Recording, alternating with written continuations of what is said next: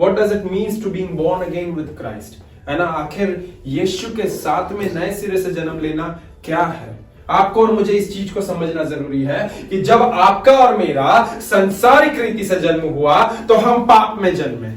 आमेन, hallelujah. भले से हमने कुछ पाप नहीं करा, परंतु फिर भी हम पाप में ही जन्मे, बिकॉज वो एक जीनियोलॉजिकल डिफॉल्ट स्ट्रक्चर चला आ रहा था आदम के द्वारा। तो जब आपका और मेरा जन्म हुआ तो हम पाप में जन्मे, परंतु उसके बाद में जब यीशु कह रहा है that you need to born again, so what does it means? It means that first earlier you were born with sin, but now you need to born with sun.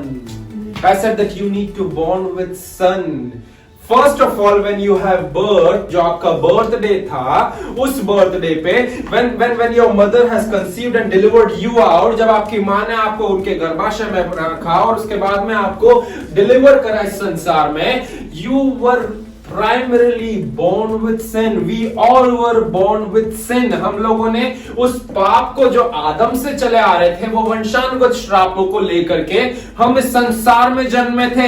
But when Jesus is talking about being born again, when Jesus is saying unto Nicodemus that you must be born again, what does it mean? It means that earlier you have been born with sin, but now when I am talking about being born again, so you need to born again with son.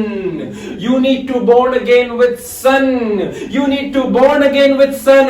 आपको और मुझे जब हम नए सिरे से जन्म लेते हैं, तब आपको और मुझे उस पुत्र के साथ में जन्म लेना जरूरी है प्रियो। Amen, hallelujah, hallelujah.